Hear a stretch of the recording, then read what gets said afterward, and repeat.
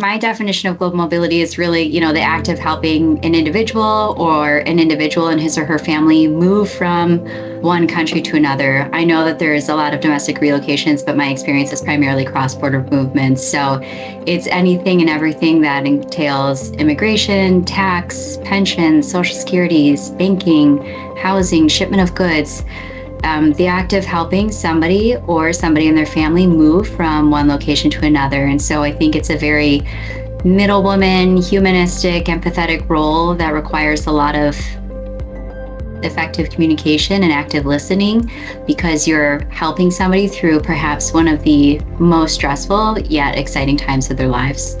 A lot of people actually do not know about. I feel like global mobility is truly very niched, and as particularly in APAC, I feel like most of the time when I'm trying to explain what I do to friends and family, they would have less of an idea. So I always begin by saying that, we are a branch of human resource, and we support employees when it comes to relocating, which means moving themselves, uprooting themselves and their family from one location to another. As easy as it may sound, there is actually a lot of different things to take care of, and that could be from one thing, which is not to get yourself into trouble with in the eyes of law. So immigration, facilitating the visa process, ensuring that they are compliant from a tax standpoint, and right down to the nitty-gritty things, or logistically, like packing their household goods and enrolling their children into a school. Yeah, so this is how I would describe global mobility to someone who have never heard of them before.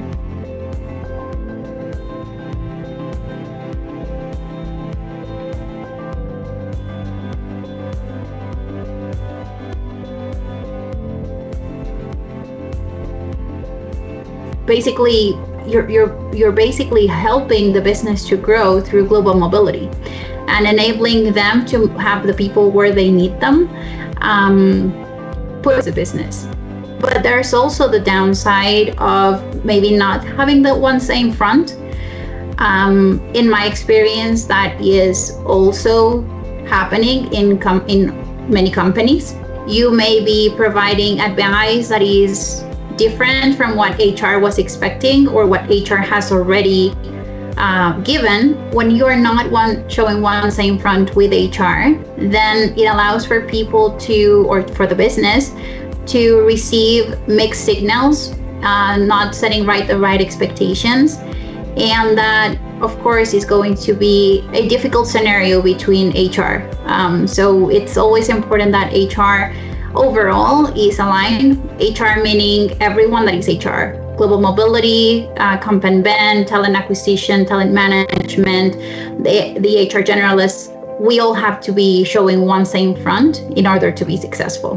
The purpose of the global mobility team is to make sure that the companies are compliant, the assignees are compliant, and they have the best experience, and also to support the team or the business to retain talent.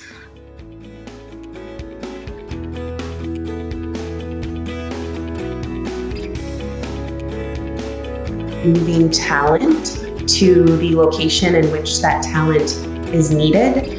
So global mobility to the business is an area of opportunity for expansion of the company. So a lot of companies like to expand their business into new countries, and global mobility plays a critical role in that expansion. There's also an opportunity for global mobility to be seen by the business as a partner in strategic development of their employees across the world. Global mobility, I think, has transformed over the last 15 years into something more strategic.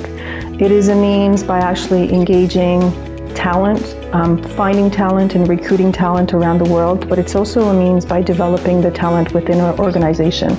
More and more, as the world is getting smaller, organizations are looking for those top talent.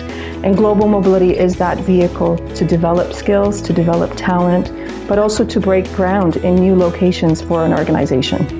Global mobility for a business is a chance, because thanks to global mobility they can discover new markets, send people there, set up businesses there, and increase their revenues. For business professionals like me, it's a chance, it's a career, it's a field when we can be happy and we can advise people.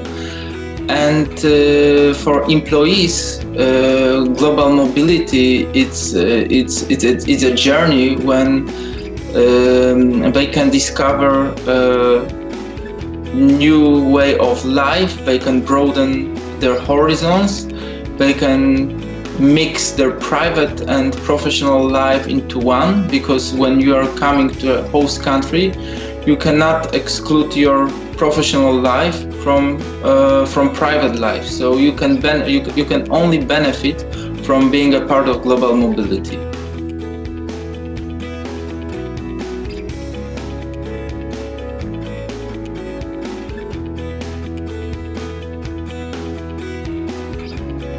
Yeah, so in terms of the business, it really depends on the maturity level of the organisation and its global presence. So for a mature organisation, global mobility is a key player in making sure that the governance and compliance aspects of their international footprint are in check.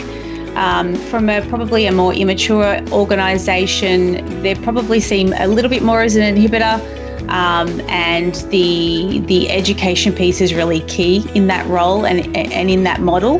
But I think overall, COVID, so 2020 and the pandemic itself has really proven to heighten the appreciation for global mobility and the practice.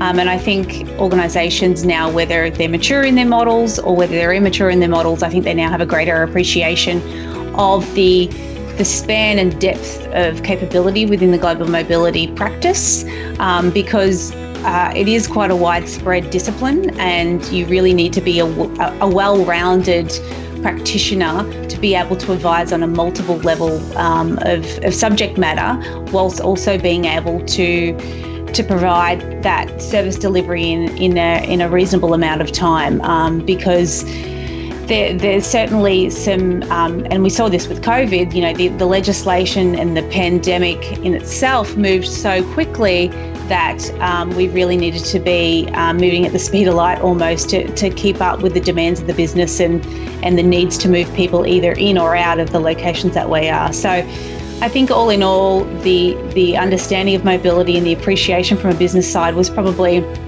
a little bit less before COVID, but now absolutely, certainly front and centre. And I'm hoping that for a lot of practitioners, COVID brings a seat at the table, if not more, when it comes to moving forward with their global mobility programs.